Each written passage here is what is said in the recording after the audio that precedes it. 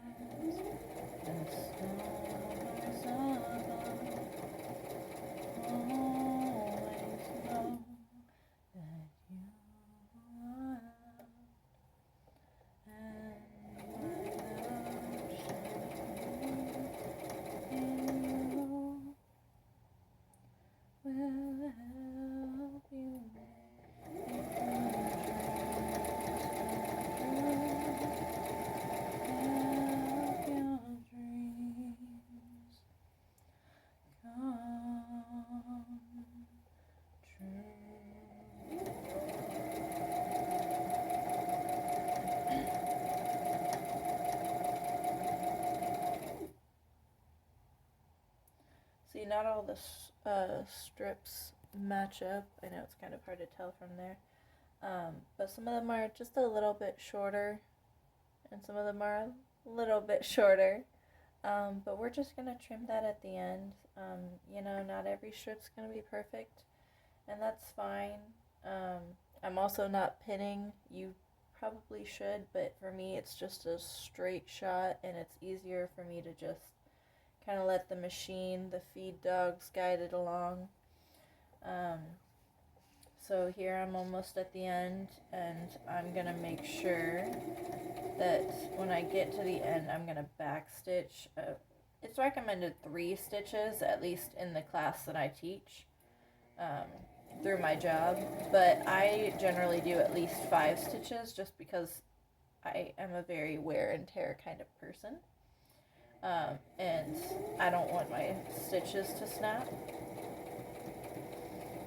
On that subject of stitches snapping, make sure that your tension when you're sewing isn't too tight. That's the number one thing that I see in my students' work, is that they don't understand why their threads are snapping. Oh no, I ran out of thread on my bobbin. Ooh, okay, so I guess we get to go through the fun experience together of me refilling my bobbin. So first I'm going to cut this off on the project. See, I didn't get this, sorry, you can't see. I didn't get this last bit done, so I'm going to put that aside for right now. I'm going to take my bobbin out.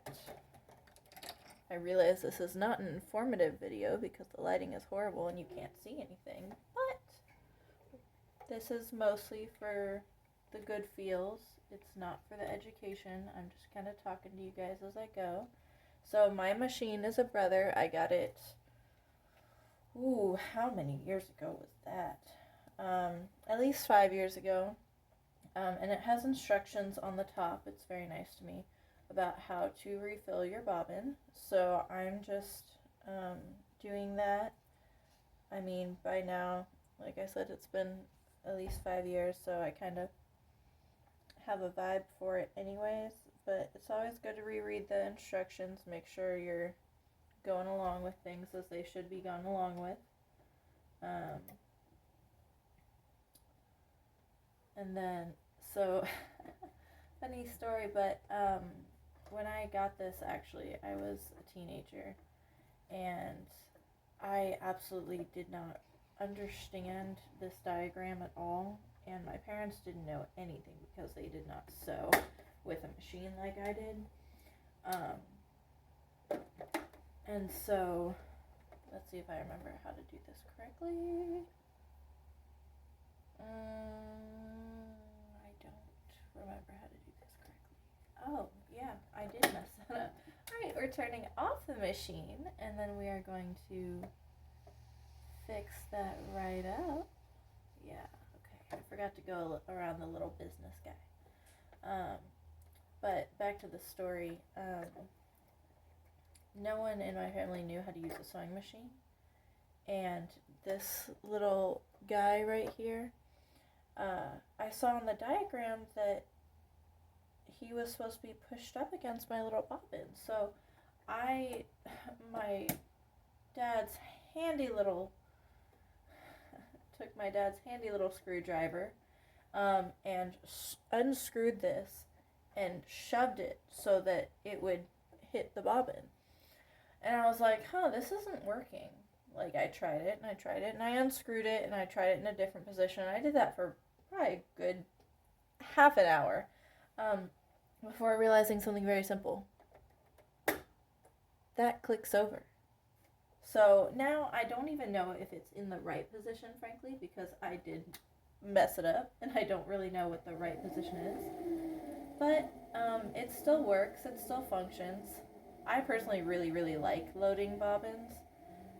It was something that I always really enjoyed in high school, which is when I took my first official sewing class. I just kind of like watching the thread go up and down it. Now, here is where I remember that I don't have my sewing scissors near me, so I will be right back.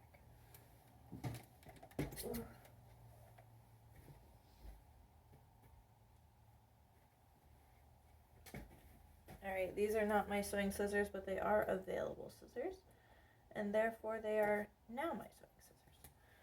So, I am going to just keep winding that up. See, he is winding. And I just keep an eye on it. I don't like to make mine too full. Just personal preference. I don't like mine to be really, really bulky, and mine, for whatever reason, I don't know if it's because I messed with it or not, but it tends to get fatter on the bottom instead of distributing it evenly like it should. Not really sure why, but that also prevents me from getting a particularly full bobbin, because the bottom will be super fat before the top is even half done. So I just like to keep an eye on it. I can see over here that it's very distinctly like pyramid shaped, yeah. So I'm getting ready to call it quits on this one, plus I want to leave enough on here. There we go, yeah, we'll call that good. I like to leave a lot on there because I can always refill my bobbin, but if I put too much on the bobbin and I don't have anything up there, I gotta go buy more thread. I know, God forbid, but I, unfortunately, in this time of plague, cannot leave my house for the next week until my test comes through, because I found out that a family member of mine was diagnosed as positive. Obviously, that's been really, really difficult, not just emotionally, although I will say I cried for a very, very long time when I found out. But it's also hard financially. You know, I can't go to the store. I can't um, go to my work. I kind of have to just order from home and deal with the cost and not see my friends or family even through the limited contact that we had before. So, but you know, it's what we gotta do to survive, and I'm more happy surviving this godforsaken plague than I would be complaining about it. So, the very long and short of that was that I can't go out and buy new thread right now. I'd have to have it delivered or ask one of my friends to drive out here, neither of which I'm particularly willing to do. So we're just going to pull up this thread right here, and then we're going to do something ill-advised. I always make sure I turn my machine off before I do this because I really don't want to end up in the hospital right now. I mean, not ever really, but right now it's particularly not great either. So I am just trying my darndest to get between these feed dogs and this bottom. Oh, thank God. Okay, we got it. To get that bobbin thread. And now that she is all set, I have to leave pretty long tails in my opinion, just because my machine don't like when I don't leave long tails. It tends to pull the thread right out of there. So we're gonna go back. I'm glad it was only this last bit. We're gonna go back and set. Oh, we're gonna make the tail all nice and pretty, and we're gonna set this down, and I'm just gonna go back over that. Really, it's just that simple. I'm gonna match up the line as best as I can, and go back over there, and then I'm just gonna sew right down the last little bit, and then when we get to the last little bit, I'm gonna backspace. I'm gonna go back at least 5 stitches. Yeah, there we go. And then just go right on forward. I like to manually bring the needle up and pull the thing up and turn it off. All for, I don't know, safety and my own personal comfort. See, I have all these like long tails and stuff. So I just trimmed those off with my little doodad here on the machine. That was wild to find out about. I don't know if I didn't read the manual because I was like,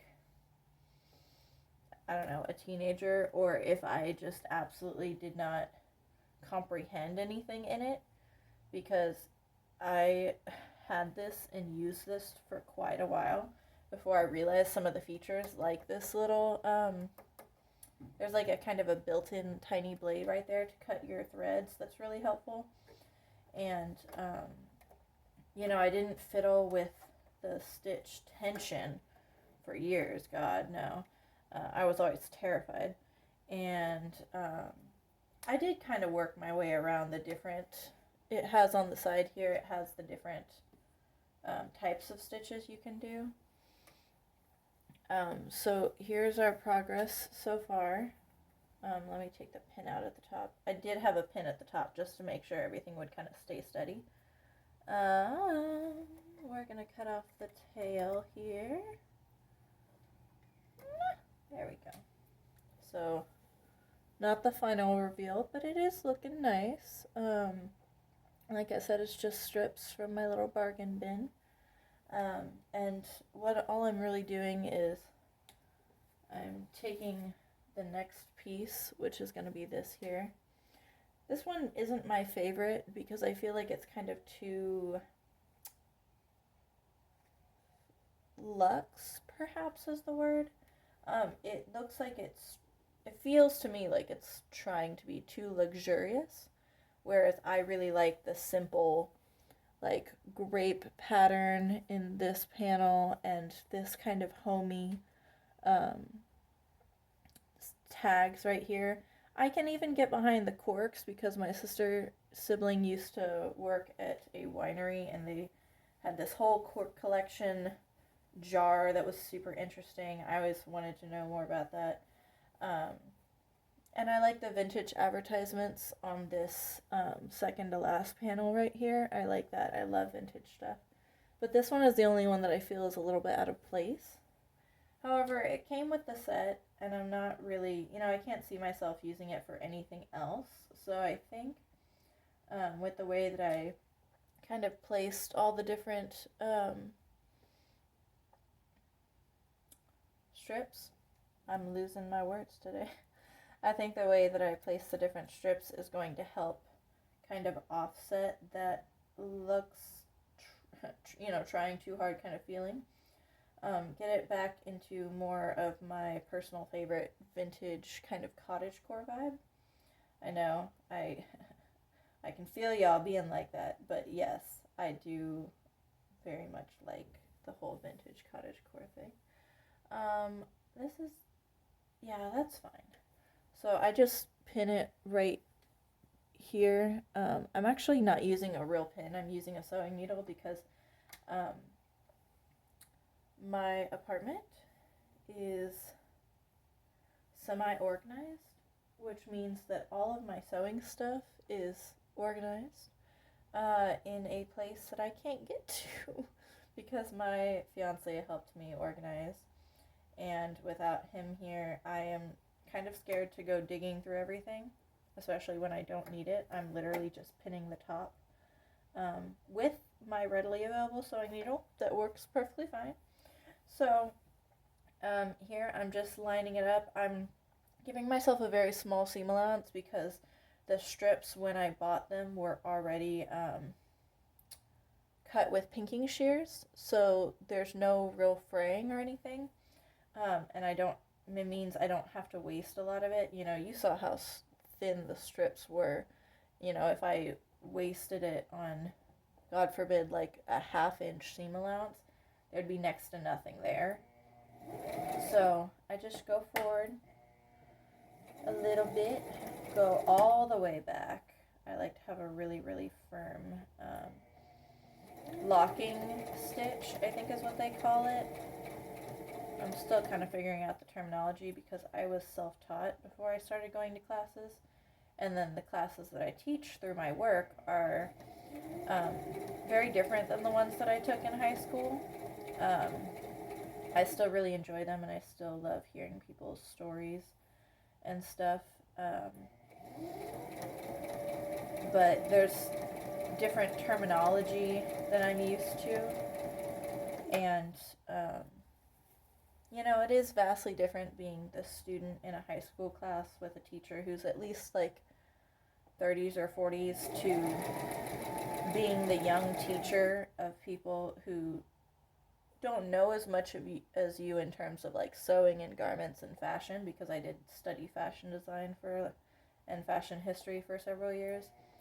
But them being older than you and oftentimes in more advanced stages of life can be a little bit intimidating.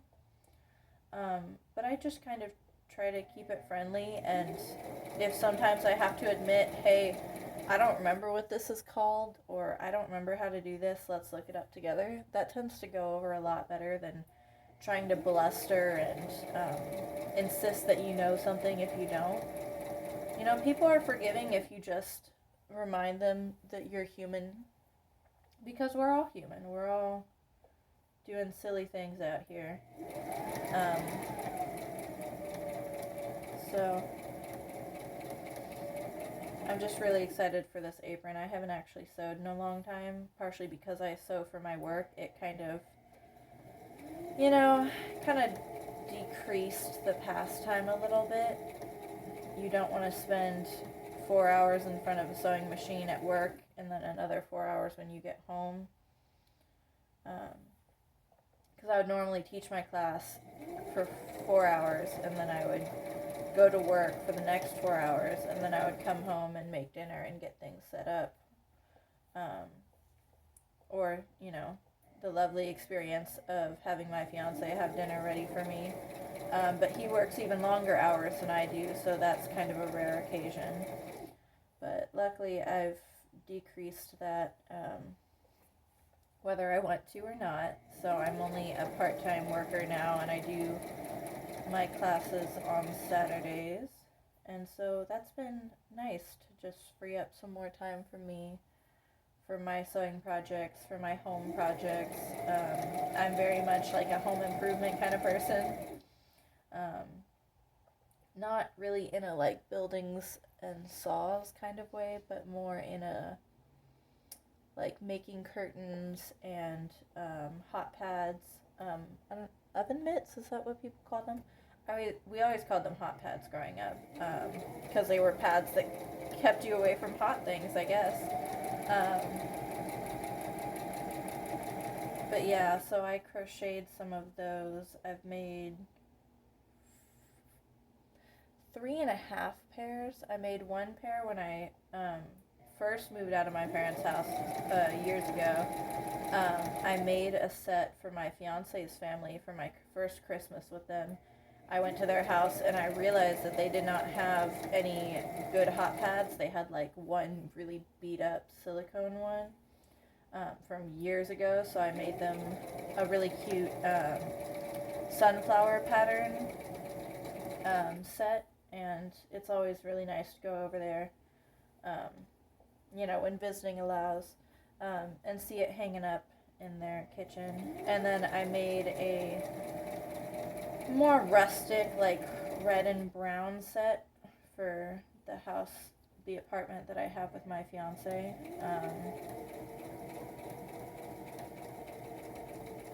And so I want to make another set sometime, but right now we're still finishing up a couple of Christmas presents, actually, Yuletide gifts, because I was so busy with work, because Christmas is our on season, that I just could not even get to it. But luckily, my brother and his wife are very understanding people, and so I told them I would just mail it to them when they were done, and so hopefully they like them. I'm going to work on them more after I'm done with this. This was kind of just my de-stress, one-day make sort of thing for the day. Normally I would visit my family on Sunday if restrictions and negative tests allow, but unfortunately this week the tests were not all negative, so I won't be seeing them for another few weeks, and especially not till I get tested as well. So I'm just here at the home for the next week or so, and I'm probably going to make more videos too, just because I kind of always meant to, but I never really got around to it, because I guess I always thought that there had to be so much, you had to be a certain amount of something to do it. You had to be great at something. You couldn't just do it for the sake of it, because I like making videos in order for myself and my family to watch later and just kind of remember how things used to be or how I was, and just to document my progress.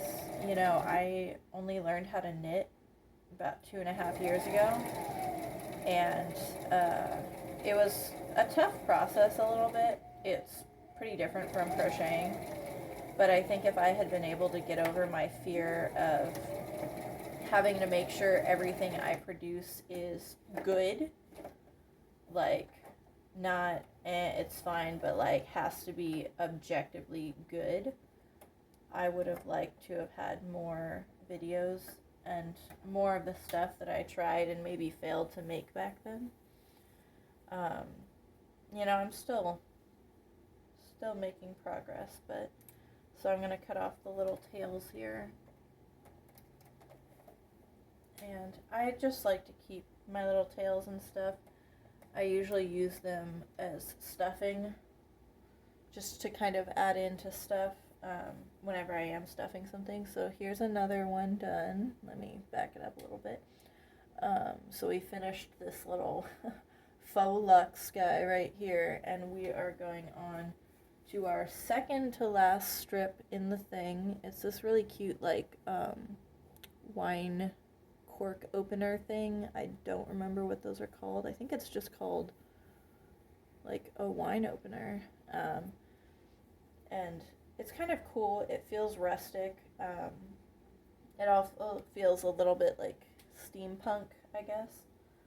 So I'm just matching it up at the top. Like I said before, the edges were already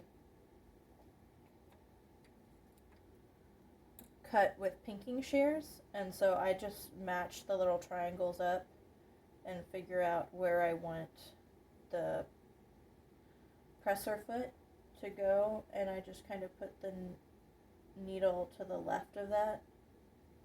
That way, because you never want to run over your needles. I don't know who says you should or can, but personally it leads to a lot more danger and maintenance on your machine. You know, maybe there's some fancy new model that you can just go to town with that, but I do not possess such a fancy model. So, I just don't run over anything metal because I want to live.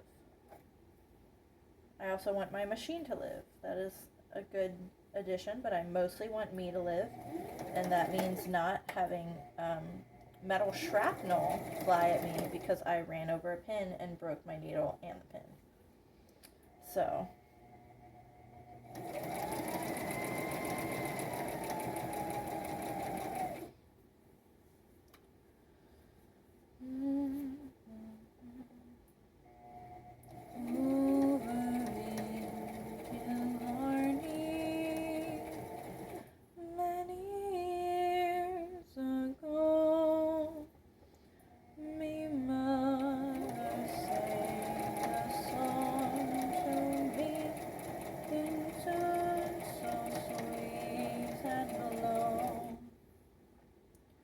just a simple melody in her good old Irish way, and I'd give the world if she could sing that song to me today.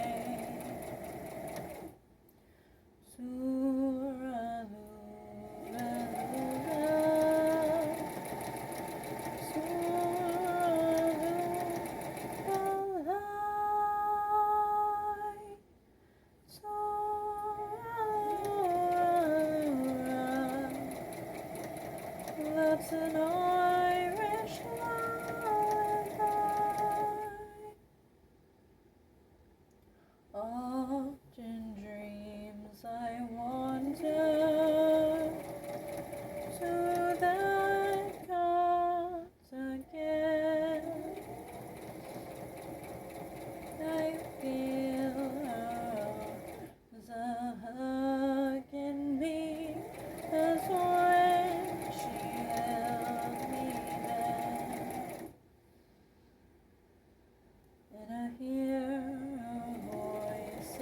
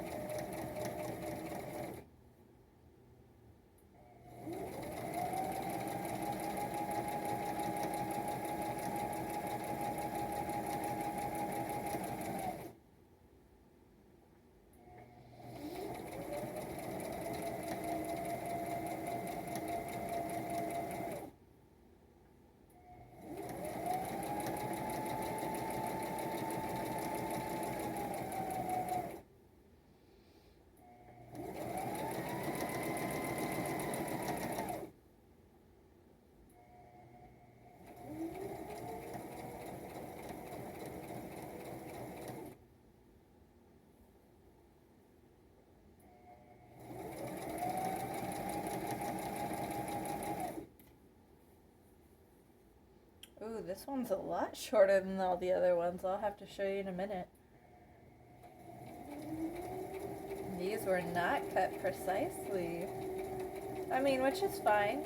It's for, it's designed for a quilting project, so I don't think they really expected someone to be measuring the strips up against each other, but it is quite funny to me, because it's starting to go like a lopsided pyramid. Like the other side, I match them up before I start sewing, but this side, it just keeps getting shorter and shorter. It's funny. So I'm gonna go ahead and raise that presser foot. No! My little thing snapped. I'll have to rethread that in a minute. But first, let me cut the other threads, and I will show you guys how hilariously lopsided this is getting. Like, I have not even, I didn't cut these, I didn't touch these. It is the selvage edge on one side, and it is pinking sheared by somebody else on the other. And somehow we still managed